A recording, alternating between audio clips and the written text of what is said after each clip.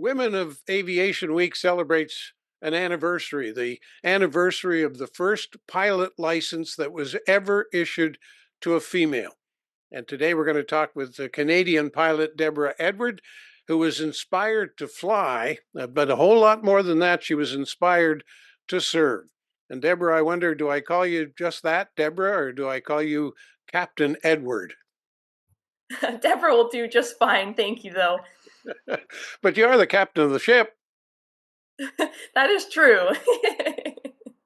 Now, right off the bat, I need to say this: you can jump in your plane and go anywhere you want, anytime you want. It would seem so. Where are you today? Where am I talking to today? So right now, I am in Pion, Haiti, which for those of you who know some Haitian geography, that's about a 3-hour drive north of Port-au-Prince. Ah, so you get to the very rural wherever you go. It sounds like. Yes, that is correct. I'm definitely living off the grid right now. And speaking of rural, I go back to where you grew up in Kitchener, Ontario, and of course Kitchener, Waterloo, Guelph, Cambridge. That's certainly not rural, but the airport was Waterloo Wellington Airport. Is that where you trained? Yes, that's right. That's where I did my private, my night rating, and my IFR. So lots of the basics of flying there. I bet you're surprised I even knew that. Yeah, how did you know that, Bill? Should Well, I be worried here? well, you were born and raised in Kitchener, and I was born and raised just down the road in Cambridge.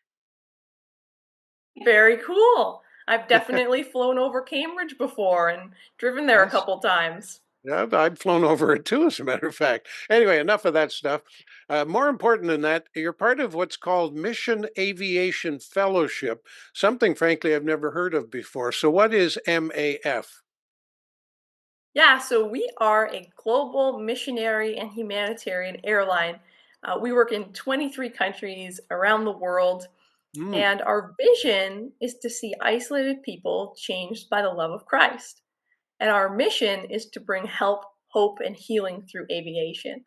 So we partner with thousands of different individuals and organizations, missionaries, pastors, doctors, aid workers, organizations like the Red Cross, Samaritan's Purse. Basically, we work with anyone that shares that mission with us, that we can help get into isolated areas to help people that otherwise wouldn't have access to the gospel or just basic necessities. It's interesting you say getting into isolated areas because I spent a number of years as a volunteer with the Christian Motorcyclists Association. And we got involved in raising funds for helping out pastors in very rural areas, many of them in the islands and South America and so on, where we started delivering motorcycles to pastors who were walking miles and miles to get from one church to another to serve a community. And we tried to make it easier for them. And over the many years and into many countries now, the CMA has delivered motorcycles, bicycles, horses, and in a couple of cases, I think artificial limbs, anything to help pastors get to where they need to go. But boy, oh boy, you do it big time. You just fly in and fly out. That's right. That is really cool. And I know my dad, I believe my dad at some point was also involved in CMA. So that's really cool to hear you were involved with that as well. Yeah, and it's funny actually. There was one missionary that we worked with, and we offered him our services flying, and he said, "But if I don't have my mule treks, what am I going to write about to my supporters?" Like, that's where all the excitement is. You guys are making this too easy for me. Well, I was always inspired to fly and almost went after a license at one point, but I regret now that I didn't. That's sad. Your inspiration apparently came from a lady named Betty Green, a pioneer in the aviation field. And I wondered, did she impact your desire to fly, or was it a Christian connection too? Yeah, she was a Christian aviator. So she definitely, I think when I learned about her, I had already decided to fly, but she definitely gave me the confidence to step out and do that. She did the first flight for MAF when she was only 25 years old. She had been a WASP, a woman air service pilot, I believe that stands for, in World War II. And after that unit was disbanded, she decided that she wanted to use her talents as a pilot to help spread the gospel. So she helped to co-found MAF, and I was just so inspired by how, as a woman, she stepped into that role despite the obstacles that came in her way. Not only did she pioneer aviation for women, but also mission aviation as a whole. And just seeing her faithfulness to stepping out and serving the Lord really inspired me to do similarly. You're a licensed pilot, and most people would consider that you'd get into the big jet planes and maybe get into commercial aircraft. I have a suspicion you're working in a lot smaller aircraft, and that's the way I love to fly. My first ever flight was in a Mooney. I've spent some time in the small Cessnas with the overhead wing, a couple of times in twin engine plane. The smaller they are, the better it is as far as I'm concerned. What do you fly? I totally agree with you. Smaller is better. Um, right now, I'm flying a 206, a Cessna 206 with MAF. We also have a 207 here, and we're looking to get our Caravan back in country by the end of the year. We work with small bush type airplanes that are STOL equipped, which basically means what they're good at is carrying a lot of stuff and getting in and out of tight, small airstrips. Let's talk now about your mission. We know, of course, that Haiti's had its own difficulties over the years, and Jesus told us all of us followers, told us when you see a need, fill it. But you don't let borders or distant countries get in the way. You jumped right in there, didn't you? Yeah, God helping me. I mean, I always felt called into ministry, and you know, really, Jesus talking about the least of these always really kind of hit me in a way that I'm like, I think God's calling me to serve Him, to build His kingdom in a way that helps the least of these. Um, and I'd always heard about Haiti on the news and really had a heart for people suffering here, but never felt like I could do anything about it. And when I learned that you could use flying as a tool to serve God and help people, I was just like, this is the coolest thing ever. Like, how do I sign up for this? And initially, when I joined MAF, I didn't know where I would be assigned, where I would be sent of the 23 different countries we work in. But it's cool to see kind of that, I guess that draw towards Haiti come full circle as I'm here now. Have you had other assignments, or is Haiti your first assignment? Haiti is my first 4-year term. I did a short-term trip that was more learning for me to Uganda, more to see what is it like to live in a third world country, what is MAF's overseas operations like. I also taught at MAF Canada's flight school in Three Hills, Alberta. That Wow. was just Yeah, so that was cool. It was a short-term fill-in. They were like, "Hey, Deb, we know you want to go overseas, but we could really use an instructor at our flight school," and that was just an excellent, excellent place to work and a great experience. But this is my first, 4-year proper MAF term overseas. But Haiti in recent years has really had its hands full. I mean, they've suffered Yeah. with hurricanes, earthquakes, horrendous kind of political turmoil, and in more recent Mhm. years, uh, crime gangs of criminals have literally taken over and run roughshod over the entire country. So, what's your Yeah. mission there? Yeah, that's a great question. Because of the instability, because of the danger from gangs, because of the poor road conditions, our goal is to connect people with the resources they need, whether that be medical, um, resources for development, for agriculture, and Bible teaching. There's a lot of people who know about Jesus in Haiti, but there's a dire need for discipleship, for someone to come along and say, hey, this is what it means to live like Jesus, how to forgive, to love your neighbor. Literacy is so low in Haiti that we have the privilege of being able to open our Bible and reading it whenever we want to. Here, a lot of these people will need someone, a good Bible teacher, to go and teach them. But how can you get to someone if there's a gang blockade in the way or the road is poor and it's rainy season? So that's where we would come in. We partner with a lot of missions here that are holistic in their approach, where not only do they focus on community development and medical needs, but also discipleship, so caring for whole communities.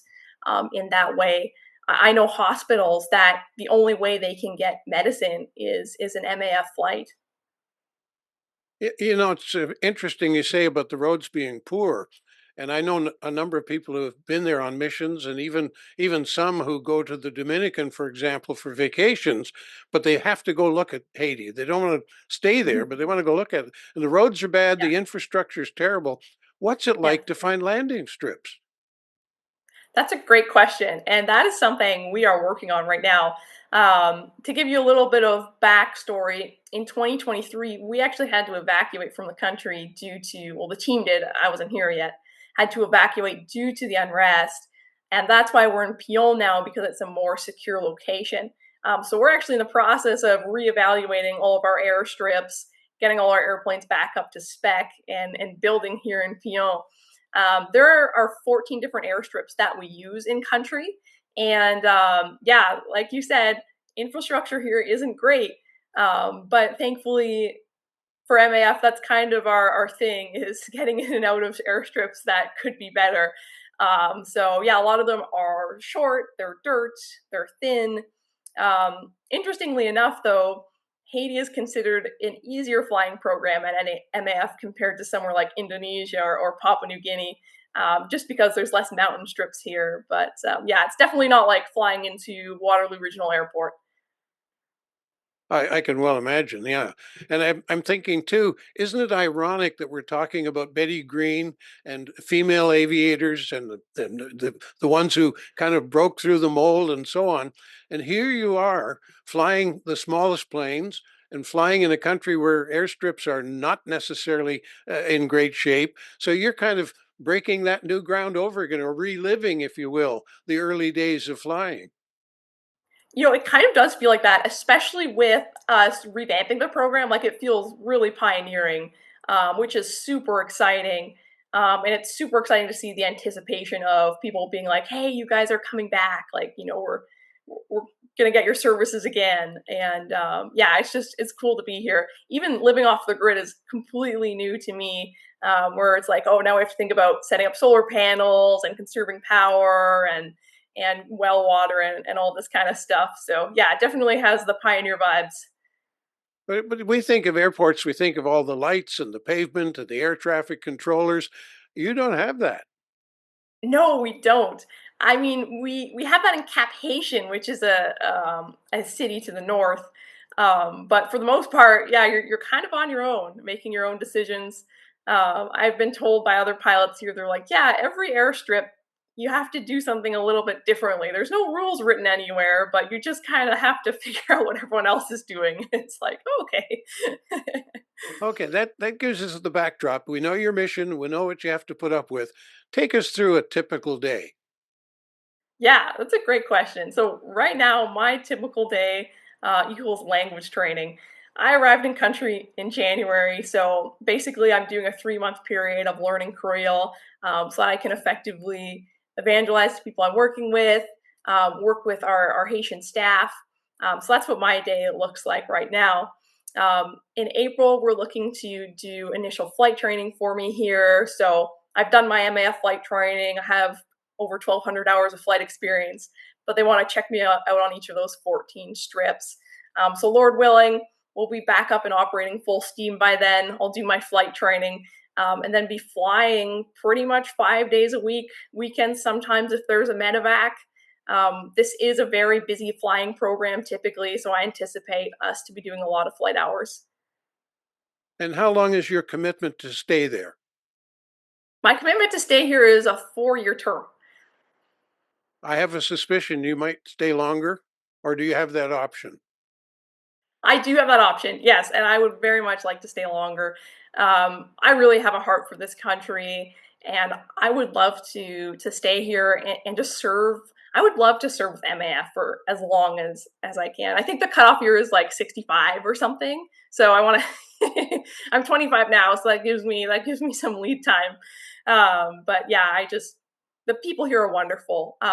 They're kind, resilient, welcoming. If there's anything I can do to help them, it's such an honor.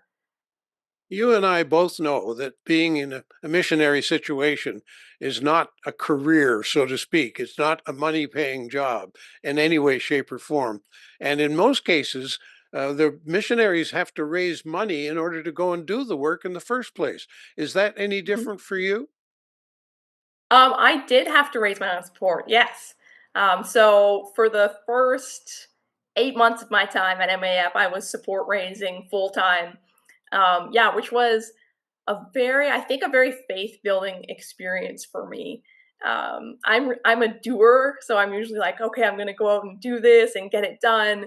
But support raising is very much like, okay, God, like this is really up to you. Like I can do as much as I want to, but really it's between you and these people I'm sharing with how you're going to lead them and if they feel moved to partner in this ministry. So that was actually like a super cool faith building experience for me, and it's such a joy to have that partnership with people. Just before this call, I was chatting with partners and saying, "Hey, thanks again for making this work possible. Here's some of the impact you're making." I've made great friends through the process. It's just cool to it takes a community to have a ministry like this, and it's just a cool thing to be a part of. And that's exactly what it is. It's your personal ministry, and you are Mhm. supported by a lot of people, I suspect. How can we Yeah. help? How can you reach out to somebody here today that might want to say, hey, can I help you too? Oh, yeah, absolutely. Yeah, thanks for asking that. If you go onto our webpage, maf.ca, and click on our missionaries, my name will come up there. It's in alphabetical order, and all our different missionaries are there. You can click on my page on Deborah Edwards, and there you can read more about me. You can sign up for my regular updates. And there's also the option to support by giving a one time gift or through ongoing donations. I want to wrap it up, and I'm biting my tongue. I want to ask a personal question that I'd like to know about. I'm going to do it. And that is this: I'm led to believe that and understand that the island supports two countries, Dominican Yes, Republic and Haiti. The yes. Dominican was settled and colonized by the Spanish, and Hmm. Haiti by the French. And Hmm. I'm told that if you fly over the island, you can see the border because You the can. Spanish took care of their half of the island. They came over to Yeah. take things back to Spain, no question. But the French came Hmm. over and just devastated they just took everything and left nothing. They Hmm. weren't concerned about tomorrow. And is Hmm. it true the evidence is still there when you fly over that island? Absolutely. You can see the border from the air. It's like night and day. And actually, where I live in Pion is one of those areas where there were, massive slave plantations, and not a lot grows here anymore. It's very desolate because of that. Again, I want to thank you for being here with us, but especially ask the Lord to bless you in your mission.